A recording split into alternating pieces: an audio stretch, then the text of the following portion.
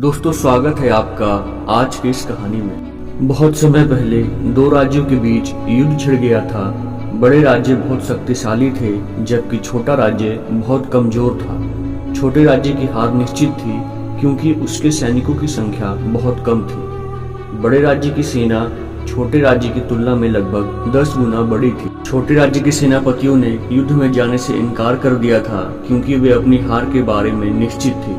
वे सोच रहे थे कि इतनी छोटी सेना के साथ इतनी बड़ी सेना से लड़ना मूर्खता होगी, इसलिए बेहतर है कि हम बिना लड़े ही हार मान लें और पड़ोसी राज्य की सभी मांगें स्वीकार करें। राजा भी अपने सेनापतियों और सैनिकों पर अधिक दबाव नहीं डाल सकता था, क्योंकि वह भी इस सत्य से अवगत था। लेकिन राजा बहुत बहादुर था और वह बिना लड़े हार नहीं मानना चाहता था।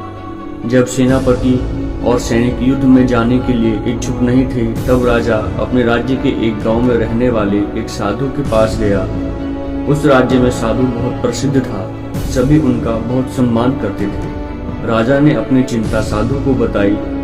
साधु ने राजा की पूरी तरह से बात सुनी और राजा से कहा, तुम मुझे अपनी सेना का सेनापति बना दो। साधु की बातें सुनकर राजा हैरान रह गया और बोला, आप साधु हैं, आपको युद्ध का कोई अनुभव नहीं है। साधु मुस्कुराए और कहा, राजा तुम जैसा मैं कहता हूँ वैसा ही करो। राजा को साधु पर बहुत विश्वास था, इसलिए उसने उन्हें अपनी सेना का सेनापति बना दिया। जब सेना को पता चला कि वे एक साधु के नेतृत्व में लड़ने जा रहे हैं, जिन्हें युद्ध का कोई अनुभव नहीं था, जो तलवार को ठीक से पकड़ना भी नहीं जानते थे, वे और भी अधिक डर गए। लेकिन साधु बड़े उत्साह में थे। राजा को भी साधु पर पूर्ण विश्वास था। सेना के पास साधु के साथ युद्ध में लड़ने के अलावा कोई और विकल्प नहीं था। वे सभी अपने सभी हथियारों से लैस होकर युद्ध के लिए निकल गए। रास्ते में एक छोटा सा मंदिर था।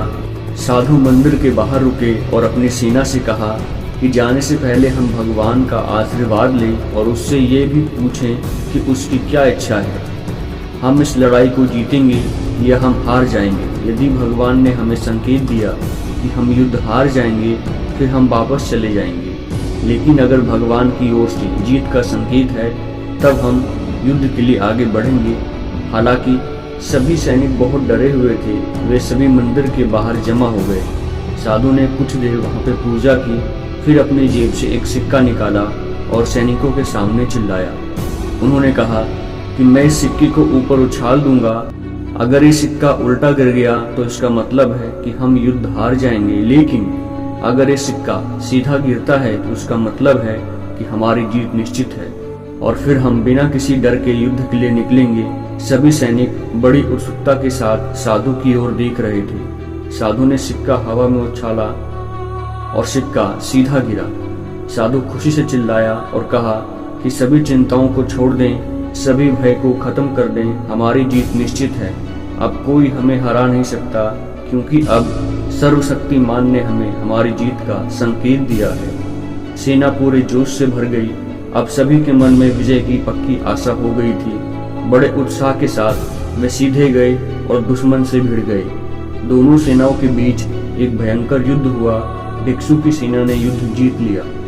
उस मंदिर के पास से गुजरते समय साधु ने कहा कि चलो भगवान को धन्यवाद दें। मंदिर के बाहर सभी सेना इकट्ठी हो गई। वे सब कह रहे थे कि भगवान आपका बहुत बहुत धन्यवाद कि आपने हमें जिताया।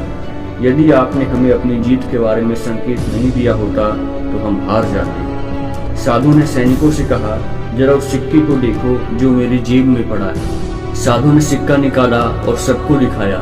यह एक नकली सिक्का था जो दोनों तरफ से सीधा था। यह उल्टा गिर ही नहीं सकता था। साधु ने कहा कि अपनी जीत के लिए भगवान का शुक्रिया अदा ना करें, क्योंकि आप अपने आत्मविश्वास के कारण जीते हैं, क्योंकि आप जीतने के लिए सुनिश्चित थे। इस जीत का सबसे बड़ा कारण आपका दृढ़ विश्वास है कि आपकी जीत होगी। यदि हम अपने जीवन में देखेंगे तो हम पाएंगे कि हमारे जीवन में सभी चीज़ों की सफलता और असफलता इस बात पर निर्भर करती है कि हम इसे प्राप्त करने की आशा से भरे हैं या नहीं। किसी भी कार्य में सफलता के लिए आत्मविश्वास बहुत जरूरी है। ये देखा गया है कि कभी कभी सकारात्मक सोच वाले और कम क्षमता वाले भी अपने आत्मविश्वास के कारण ऐसा काम कर सकते हैं जो पूरी क्षमता वाले लोग अपने कम आत्मविश्वास के कारण करने में असफल हो जाते हैं। इसलिए इस कहानी से हमें एक ही सीख मिलती है कि काबिल होना कोई बड़ी बात नहीं है, लेकिन उम्मीद और आत्मविश्वास होना ज़्यादा जरूरी है। जब आप अपना पूरा समर्पण काम में लगा देंगे तो आपको सफलता जरूर मिलेगी।